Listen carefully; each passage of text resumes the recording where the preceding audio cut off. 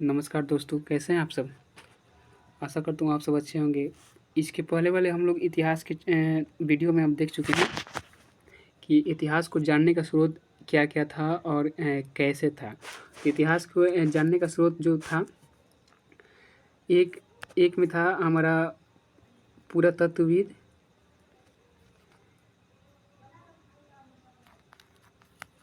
और दूसरा था हमारा अभिलेख,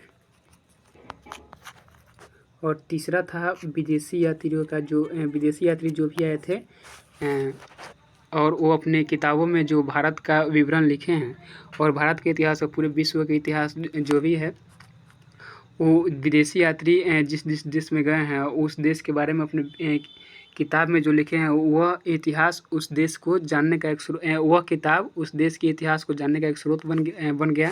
उसी प्रकार हमारे देश में भी जितने भी विदेशी यात्री आए थे अपने अपने बुक में जो भी कुछ लिख कर गए वो हमारे इतिहास के जानने का एक अच्छा स्रोत बन गया।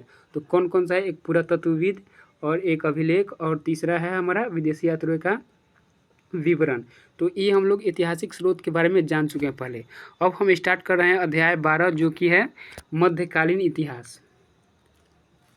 मध्यकालीन इतिहास यानी कि एक चैप्टर हम लोग करेंगे प्राचीन से, एक मध्यकालीन से और एक करेंगे आधुनिक से।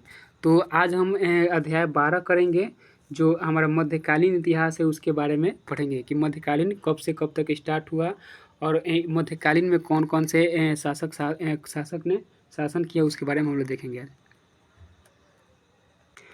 तो आज का हमारा टॉपिक रहेगा भारत पर अरब और तुर्क का आक्रमण। अब भारत पर अरबों ने आक्रमण किया सबसे पहले मध्यकालीन इतिहास में। भारत का जो मध्यकालीन इतिहास था उसमें सबसे पहले अरबों ने शासन किया, नहीं आक्रमण किया, और उसके बाद तुर्कों ने आक्रमण किया। उसके बाद हम लोग देखेंगे, देखिए भारत में 8वीं शताब्दी को प्राचीन भारत की समाप्ति तथा मध्यकालीन भारत के आरंभ में चिन्हित किया गया है। इस समय भारतीय समाज के अनेक पहलुओं में बदलाव आए। इसके राजनीतिक और आर्थिक पहलुओं ने सामाजिक नियमों, धर्म, भाषा और कला आदि को प्रभावित किया। यानी कि समझिए थोड़ा सा अच्छा से, जो 8वीं शताब्दी जब समाप्त हुआ ना, तो 8वीं शताब्दी के बाद मध्यकालीन भारत जो स्टार्ट हो, मध्यकालीन भारत के आरंभ में, यानी कि जो 8वीं शताब्दी के बाद मध्यकालीन इतिहास जो हमारा स्टार्ट हो गया। यानी कि प्राचीन इतिहास 8वीं शताब्दी के पहले समाप्त, और 8वीं शताब्दी जब आया उस टाइम से मध्यकालीन इतिहास हमारा स्टार्ट हो गया। मध्यकालीन जब इतिहास स्टार्ट हुआ उस समय बहुत सारे ऐसे पहलू थे जिसमें सुधार हुआ, और इसमें पहलू थे राजनीतिक और आर्थिक पहलुओं ने सामाजिक नियमों, धर्म, भाषा और कला आदि सभी को प्रभावित किया था। यानी कि जो मध्यकालीन हमारा इतिहास आया था उसमें समाज के जितना भी नियम था, धर्म भी एक दूसरे देश से इधर उधर हुआ, भाषा भी जैसे अरबी फारसी ये सब जो हुआ इधर उधर हुआ, कला भी जो भी आर्ट था वो भी इधर उधर हुआ, इत्यादि सभी चीज़ों को प्रभावित किया। कौन? मध्यकालीन जो हमारा इतिहास स्टार्ट हुआ तब। अब आगे देखिए हमारा भारतीय इतिहास में मध्यकाल का आरंभ। यानी कि भारत के जो भी इतिहास था उसमें मध्यकाल का आरंभ कैसे हुआ उसको देखेंगे। देखिए दोस्तों, इसमें जो भी चैप्टर है ये, इसमें हम 2 वीडियो बनाएंगे क्योंकि एक वीडियो में बनाना संभव नहीं है, और इस वीडियो में जितना पढ़ाई होगा उसका ऑब्जेक्टिव इसमें अलग लगा रहे हैं, और अगला जो इसका पार्ट आएगा उसका ऑब्जेक्टिव अलग रहेगा। तो देखते रहिए।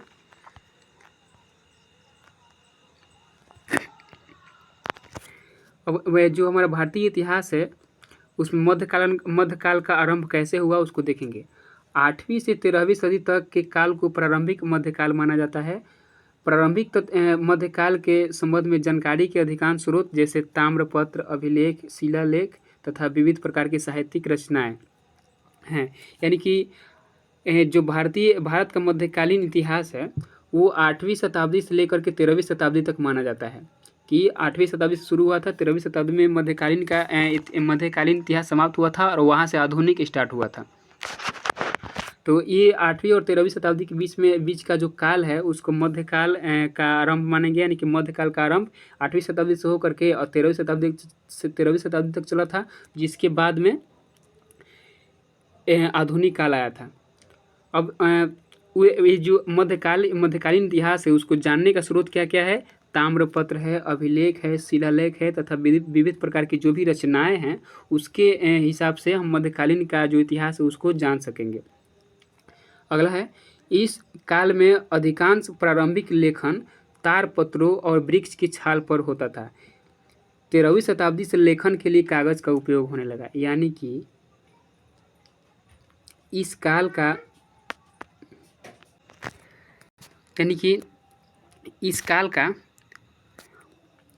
आरंभिक लेखन किस पर होता था? तारपत्र पर होता था, वृक्ष की छालों पर होता था तथा 13वीं शताब्दी के बाद यानी कि मध्यकाल का जो इतिहास था उस समाप्ति के बाद, उसके समाप्ति के बाद इसके लेखन के लिए कागज का इस्तेमाल होने लगा। आगे देखिए, भारत में अगला टॉपिक है हमारा, भारत में अरब आक्रमण यानी कि सर्वप्रथम और अरबों ने मध्यकालीन इतिहास में सर्वप्रथम अरबों ने भारत पर आक्रमण किया था। और उसके बारे में देखेंगे क्या क्या है। अरबों ने सर्वप्रथम 712 ईस्वी में मोहम्मद बिन कासिम के नेतृत्व में पश्चिम भारत में स्थित सिंध पर विजय प्राप्त की। इस समय सिंध का शासक दाहिर था, यानी कि दाहिर सेन उसका पूरा नाम है, दाहिर सेन था। मोहम्मद बिन कासिम बसरा के गवर्नर अल हजाज का सेनापति था। यानी कि अरबों ने सर्वप्रथम 712 ईस्वी में मोहम्मद बिन कासिम के नेतृत्व में, यानी कि जो अरब का जो भी शासक था वो जो मोहम्मद बिन कासिम था उसके नेतृत्व में, यानी कि उसको भारत में भेज करके और सिंध पर विजय प्राप्त किया। यानी कि सबसे पहले जो पश्चिमी हमारा भाग है भारत का, उस टाइम में सिंध एक राज था जिसका शासक कौन था? दाहिर सेन था। तो उस शासक को हरा करके मोहम्मद बिन कासिम ने पश्चिमी क्षेत्र के सिंध पर शासन अपना विजय प्राप्त किया, यानी कि शासन स्थापित किया। अब देखिए, मोहम्मद बिन कासिम कौन था? ये बसरा के जो गवर्नर था, यानी कि अरब जो देश है अभी सऊदी अरब के नाम से जाना जाता है वर्तमान में, जो उस टाइम में अरब के नाम से जाना जाता था। तो उस टाइम में जो अरब का एक बसरा जगह था वहाँ का गवर्नर अल हजाज का सेनापति था। अल हजाज का सेनापति था कौन? मोहम्मद बिन कासिम। आगे देखिए, मोहम्मद बिन कासिम को वर्तमान राजस्थान के स्थानीय शासकों द्वारा भारत के आंतरिक भागों में प्रवेश नहीं करने दिया गया, लेकिन सिंध पर उसका शासन स्थापित हुआ। अरब व्यापारियों ने भारत के पश्चिमी तट पर अनेक बस्तियां स्थापित की और एशिया के अन्य प्रदेशों के साथ होने वाले भारतीय व्यापार में भाग लिया। यानी कि मोहम्मद बिन कासिम जो था पश्चिमी क्षेत्र पर तो अपना शासन स्थापित कर लिया, लेकिन राजस्थान के जो स्थानीय शासक था वो उसको भारत के आंतरिक भागों में प्रवेश नहीं करने दिया तथा सिंध पर उसका जो उसका शासन था वो तो स्थापित हो गया था। और वहाँ पे स्थापना के बाद उसका जो शासन स्थापित हो गया था, उसके स्थापना के बाद जो भी अरब का व्यापारी था वो भारत के पश्चिमी तट पर अनेक बस्तियाँ स्थापित की और एशिया के अन्य प्रदेशों के साथ व्यापार करना स्टार्ट कर दिया। आगे देखिए, भारत में इस्लाम धर्म का प्रादुर्भाव अरबों के आगमन के पश्चात हुआ। अरबों के साथ भारत में न केवल इस्लाम का आगमन हुआ बल्कि नई संस्कृतियाँ का भी आगमन हुआ था। अब देखिए, उसके पश्चात भारतीय समाज, शासन और संस्कृति में अनेक परिवर्तन हो चुके थे। यानी कि जब अरब का आक्रमण भारत पर हुआ, मोहम्मद बिन कासिम ने सर्वप्रथम किया था 712 ईस्वी में। उसके आने के पश्चात हमारे देश में मुस्लिम धर्म का प्रचार प्रसार भी हुआ और उसके मुस्लिम धर्म का जो भी संस्कृतियाँ थी वो भारत में आया। और उसके बाद भारत का जो भी समाज था, शासन और संस्कृति में बहुत सारे परिवर्तन हो गए। आगे देखिए, भारत पर तुर्कों का आक्रमण, यानी कि अरब ने भी किया था और तुर्क ने भी उसके बाद किया। अब देखिए तुर्क का आक्रमण कैसे हुआ और उसका शासक कौन कौन था उसके बारे में हम जानेंगे। अब देखिए, 1000 से लेकर के 1200 ईस्वी तक के काल के दौरान पश्चिमी एवं मध्य एशिया तथा उत्तर भारत में तीव्र परिवर्तन हुए। इन्हीं परिवर्तनों के परिणाम स्वरूप इस काल के अंतिम चरण में तुर्कों ने अपनी सैनिक शक्ति के बल पर भारत में प्रवेश किया। यानी कि 1000 और 1200 ईस्वी तक के जो भी काल था उस टाइम में पश्चिमी और मध्य एशिया जो भी अरब आया था उसके आने के बाद जो भी पश्चिमी और मध्य एशिया में मध्य एशिया तथा उत्तर भारत में जो परिवर्तन हुआ था उसके कारण परिवर्तनों के परिणाम स्वरूप इस काल के अंतिम चरण में तुर्कों ने अपना सैनिक शक्ति के बल पर, यानी कि जो भी तुर्क का शासन था उसको उसका जो भी सैन्य बल था उसके आधार पर भारत में प्रवेश कर गया। और पहला शासक कौन आया था? देखिए, पहला शासक हमारा आया था गजनवी। अब गजनवी ने किस प्रकार से और कहाँ कैसे हमला किया और किस प्रकार से अपना शासन चलाया उसको देखेंगे हम लोग।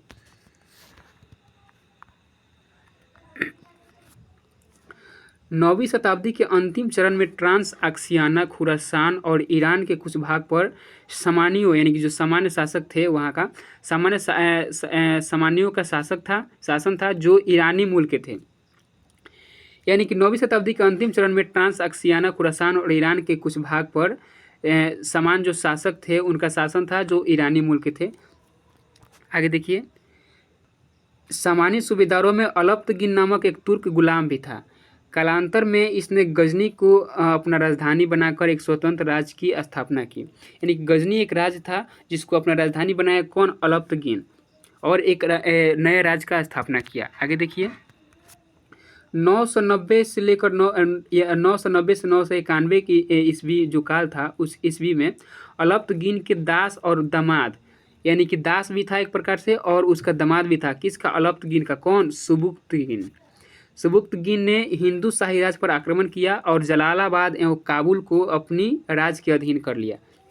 यानी कि अलप्तगिन का जो दामाद था सुबुक्तगिन, उसने हिंदू शाही राज, यानी हिंदू शाही राज में कौन कौन आएगा?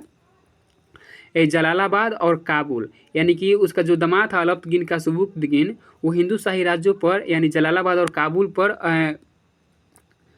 काबुल को गजनी राज के अधीन कर लिया। यानी कि गजनी राज का स्थापना किसने किया था? अलप्तगिन।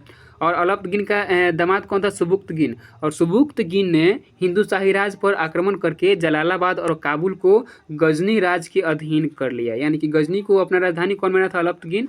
और उस गजनी राज के अधीन किसको किसको कर लिया? सुबुक्तगिन ने जलालाबाद और काबुल को कर लिया। आगे देखिए, और महमूद गजनवी ने भी इस युद्ध में भाग लिया था। सुबुक्तगिन की मृत्यु के पश्चात महमूद गजनवी 998 ईस्वी में गजनी राज्य का शासक बना। यानी कि सुबुक्तगिन का बेटा कौन था? महमूद गजनवी। यहाँ पे नहीं दिया गया है, लेकिन सुबुक्तगिन का बेटा कौन था? महमूद गजनवी। और उसके पिता के मृत्यु के बाद, यानी कि सुबुक्तगिन के मृत्यु के बाद 998 ईस्वी में गजनी का शासन कौन बन गया? महमूद गजनवी।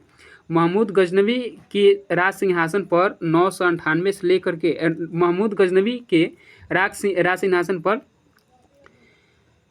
महमूद गजनवी गजनी के राज सिंहासन पर 998 से लेकर के 1030 ईस्वी तक आसीन रहा। यानी कि महमूद गजनवी जो था वो गजनी एक राज था और उस राज के राज सिंहासन पर वह 998 से 1030 ईस्वी तक शासन किया और 1030 में उसकी मृत्यु हो गई थी। आगे देखेंगे इसको हम।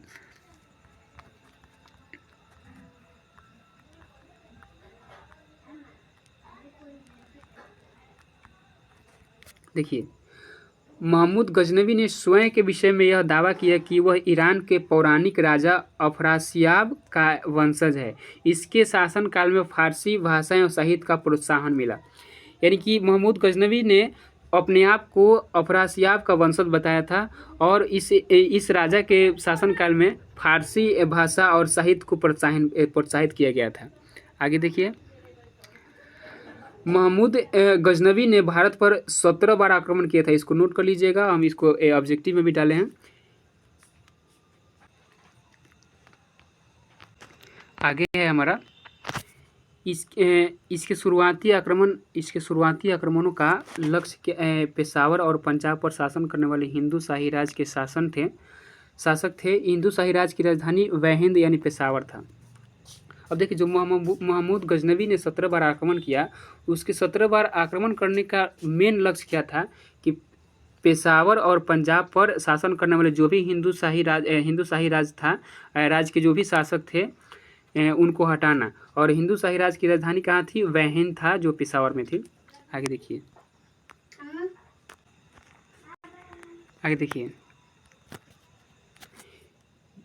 1030 ईस्वी में महमूद गजनवी की मृत्यु के पश्चात सेल्जुकों के शक्तिशाली साम्राज्य की स्थापना हुआ है। यानी कि 1030 में महमूद गजनवी मर गया, उसकी मृत्यु हो गई और उसके बाद सेल्जुकों के शक्तिशाली साम्राज्य की स्थापना हुआ, यानी कि सेल्जुको जो साम्राज्य था उसका स्थापना हुआ महमूद गजनवी के मृत्यु के पश्चात।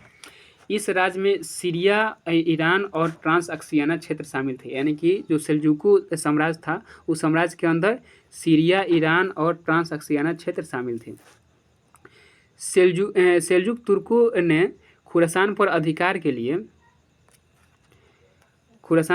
के लिए गजनवी राज्य से युद्ध किया था। हमारा अगला टॉपिक है, देखेंगे। अगला टॉपिक है अल बिरूनी और किताब उल हिंद, यानी कि अल बिरूनी जो था एक महान विद्वान था और उसका जो एक रचना था किताब उल हिंद के नाम से उसको जानते हैं। जो भी उसका किताब था उसका लेखक, किताब उल हिंद के लेखक कौन थे? अल बिरूनी। इसके बारे में हम लोग जानेंगे और हो सकता है कि अल बिरूनी पर हम एक स्पेशल वीडियो बनाएं, उसको देख लीजिएगा आप सब। देखिए आगे क्या है। अल बिरूनी का जन्म 973 ईस्वी में हुआ था। 973 में आधुनिक उज्बेकिस्तान में स्थित ख्वारिज़ में हुआ था, यानी कि 973 जो साल था वो उज्बेकिस्तान जो देश है वहाँ का जो इतिहास था आधुनिक इतिहास में बदल गया था। अब उस आधुनिक उज्बेकिस्तान में 973 ईस्वी में अल बिरूनी का जन्म हुआ था। उज्बेकिस्तान में एक जगह है जिसका नाम क्या है? ख्वारिज़ में, वहीं पर उसका जन्म हुआ था। ख्वारिज़ में शिक्षा का एक महत्वपूर्ण केंद्र था। अल बिरूनी अनेक भाषाओं का ज्ञाता था, जिसमें सीरियाई, फारसी, हिब्रू तथा संस्कृत भी शामिल था। अल बिरूनी संभवतः ग्रीक भाषा नहीं जानता था। आगे है, अनेक भाषाओं में दक्षता प्राप्त होने के कारण अल बिरूनी भाषाओं की तुलना तथा ग्रंथों का अनुवाद करने में सक्षम था। इसने पतंजलि के व्याकरण ग्रंथ महाभाष्य का अरबी भाषा में अनुवाद किया था। इसको ऑब्जेक्टिव में हम डाले हैं, देख लीजिएगा। आगे है, अपने ब्राह्मण मित्रों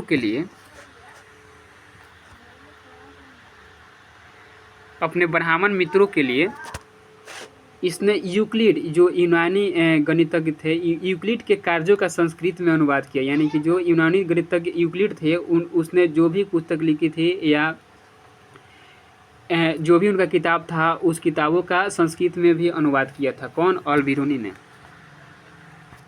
महमूद गजनवी ने 1017 ईस्वी में ख्वारिज़्म पर आक्रमण किया और वहां से अपने साथ अनेक विद्वानों और कवियों को अपनी राजधानी गजनी लेकर आया। अल बिरूनी भी उन्हीं में से एक था। गजनी में ही अल बिरूनी को भारत के प्रति रुचि विकसित हुई, यानी कि महमूद गजनवी 1017 ईस्वी में ख्वारिज़्म पर जब आक्रमण किया था उज्बेकिस्तान में, उस समय आक्रमण के पश्चात जो ये सब आक्रमण करते थे ना, तो वहाँ से जो भी चीज़ें अच्छी चीज़ें थी उसको उठा करके लेकर अपने राज्य में चले जाते थे। तो चाहे वो विद्वान हो या कोई चीज़ हो या कोई वस्तु हो या कोई भी व्यक्ति हो जो अच्छे होते थे, उनको उठा करके अपने साथ अपने राज्यों में लेकर चला आता था ये सब राजा। तो महमूद गजनवी ने भी वैसा ही किया। तो 1017 ईस्वी में ख्वारिज़्म पर जब उज्बेकिस्तान में आक्रमण किया था, उस टाइम वहाँ के कवियों और अनेक विद्वानों को अपने साथ अपनी राजधानी गजनी लेकर आया था। उसमें अल बिरूनी भी शामिल था। गजनी में अल बिरूनी को भारत के प्रति रुचि विकसित हुई। अब देखिए आगे है, अल बिरूनी ने ब्राह्मण पुरोहितों तथा विद्वानों के साथ अनेक वर्ष व्यतीत किए, जहां इसने संस्कृत धर्म तथा दर्शन का ज्ञान प्राप्त किया। इसने उत्तर भारत के बड़े हिस्से तथा पंजाब का भ्रमण किया था। आगे है, अल बिरूनी ने अपनी पुस्तक किताब उल हिंद की रचना अरबी भाषा में की। यह एक विस्तृत ग्रंथ है जिसे धर्म और दर्शन, त्योहारों, खगोल विज्ञान, रीति रिवाजों एवं प्रथाओं, सामाजिक जीवन, माप तौल, मापन विधियाँ, मूर्ति कला, कानून, मापतंत्र, विज्ञान आदि विषयों के आधार पर 80 अध्यायों में विभाजित किया गया है। यानी कि अल बिरूनी ने जो किताब अपनी पुस्तक किताब उल हिंद की जब रचना किया था वो अरबी भाषा में किया था और इसमें धर्म और दर्शन, त्योहार, खगोल विज्ञान, रीति रिवाजों, प्रथाओं, सामाजिक जीवन, माप तौल, विधियों और मूर्ति कला, कानून, मापतंत्र, विज्ञान आदि विषयों के आधार पर जो भी चीज़ें इसमें लिखा गया है उसके आधार पर 80 अध्यायों में उस किताब को विभाजित किया गया है। आगे देखिए, ऑल बिरूनी ने अपने लेखन में अरबी भाषा का प्रयोग किया, जो संभवतः उपमहाद्वीप के सीमांत क्षेत्रों में रहने वाले लोगों के लिए लिखी गई थी। वह संस्कृत, पाली तथा प्राकृत भाषा के ग्रंथों के अरबी भाषा में अनुवाद तथा रूपांतरण से परिचित था। यानी कि जो भी पाली भाषा था, संस्कृत भाषा था, और उन ग्रंथों के अरबी भाषा में अनुवाद करता था। इसमें दंत कथाओं से लेकर खगोल विज्ञान और चिकित्सा संबंधित सभी कृतियाँ शामिल थी। आगे हम लोग देखेंगे। अब देखिए, हमारा अगला टॉपिक है भारत पर महमूद गजनवी के प्रमुख आक्रमण। यानी कि 17 बार आक्रमण किया था, जिसमें से कुछ आक्रमणों को यहाँ पर दिखाया गया है, कब किया था और कहाँ किया था। देखिए,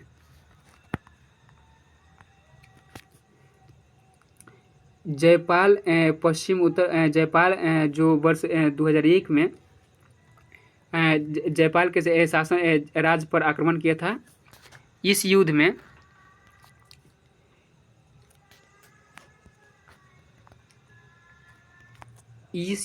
में जयपाल पराजित हुआ तथा हिंदू शाही राजधानी वैहिंद उदयभांडपुर ध्वस्त कर दी गई।